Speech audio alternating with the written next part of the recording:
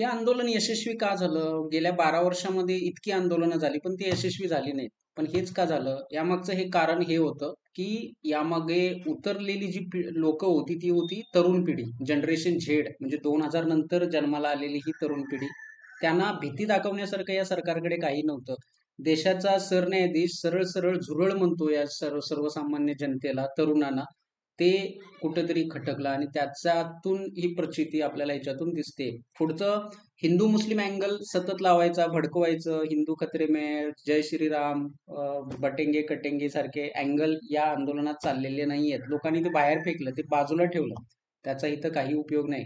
आणि ही जी generation Z आहे, तीच कशी त्यांना जर आपण चांगलं समजावलं किंवा त्यांचा योग्य दिशेने त्यांचा वापर केला किंवा त्यांना महत्त्व दिलं, तर ते काय करू शकतात हे आपल्याला याच्यातून दिसतं. त्यामुळं ईडी तुम्ही पाठवू शकत नाही जनरेशन झेडला.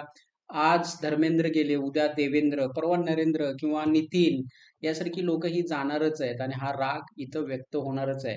आता इथून पुढं इथेनॉलवर हा कदाचित मच्छर म्हणू शकतो. त्यामुळे उद्या मच्छरांचा पण स्वाभिमान दुखावू शकतो आणि ते सुद्धा आंदोलन करू शकतात. आणि हे गरजेचं आहे सध्याच्या काळामध्ये. नाहीतर सर्व अवघड आहे या सरकारनं लक्ष दिलं पाहिजे की काय करता आलं पाहिजे, काय नाही. लोकांचे मुख्य प्रश्न काय आहेत? तुम्ही डायरेक्ट ममता बॅनर्जींचे इतके खासदार फोडले, आमदार फोडले, उद्धव ठाकरेंना परत त्रास दिला. हे किती दिवस सहन केलं जाणार नाही? घाबरणं या निमित्तानं ते आमदार खासदार आहेत ते सुद्धा घाबरायचं सोडून देतील आणि ते आपल्या मूळ पक्षाशी प्रामाणिक राहतील ही अपेक्षा करायला काही वावगं नाहीये. त्यामुळे हे आंदोलन आहे की आपले हक्क आहेत, आपले अधिकार आहेत ते लोकांना मिळायला पाहिजेत आणि त्यासाठीच हे आंदोलन योग्य पद्धतीने चाललं. खरं म्हणजे हे आंदोलन म्हणजे स्वातंत्र्य युद्धामध्ये जसं जे लोकांच्या भावना होत्या तसंच काहीसं होतं का? असं पण होतं. कारण 21 विद्यार्थ्यांनी आत्महत्या केली आणि हा धर्मेंद्र प्रधान साधं शब्द बोलायला तयार नाहीये. तो राग होता लोकांना. कारण 21 विद्यार्थ्यांचे जीव या सरकारने घेतले होते. ते तो एक त्यातून ही चीड निर्माण झाली. त्याच्या निदान तुम्ही विद्यार्थ्यांशी संवाद तरी साधला पाहिजे. तसं काहीच घडत नव्हतं. आणि जर त्यांनी पहिल्या दिवसापासून संवाद ठेवला असता तर हे आंदोलन इतकं वाढलं पण नसतं. हे सुद्धा याच्यामध्ये आणि दुसरं या आंदोलनाला बाहेरच्या देशांचा फंडिंग आहे असं एक प्रचार यांनी सुरू केला. तो सुद्धा आवडला नाही जनतेला किंवा या तरुणांना. हे सुद्धा याच्यामध्ये आहे. आता हे पंजाब हरियाणामध्ये शेतकऱ्यांनी आंदोलन केली.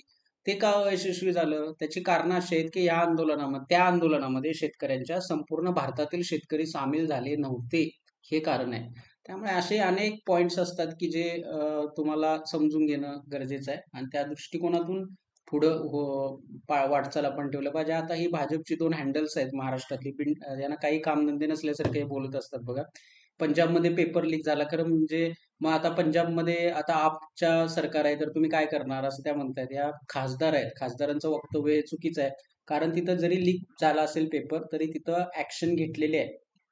त्यामुळे ते त्यांनी समजून घेणं गरजेचं आहे किंवा हा जो जनरेशन झेडला जो वाईट बोलणारा नवनाथ बन नावाचा एक भाजपचा नवीन प्रवक्ता झालेला आहे. तर हे सगळे हास्यास्पद आहेत सध्याच्या तरुण पिढीला आणि हे चालणार नाहीयेत. आता हा युनियन मिनिस्टर जो आहे नवीन आलेला शिक्षण मंत्री, हा बिल्किस बानोचे रेपिस्ट जे आहेत, आरोपी आहेत, त्यांना सरळ सरळ त्यांचं तो कौतुक करतो. त्यामुळं अ, अ, याच्याकडून काय अपेक्षा असणार आहेत या शाखेच्याकडून तर ते आपण याच्यामध्ये अ, दिसून येतं आपल्याला.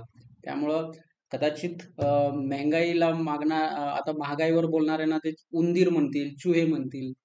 हे असं होत जाणार आहे आणि यांनी या अशा गोष्टी आपल्याला लक्षात ठेवाव्याच लागणार आहेत.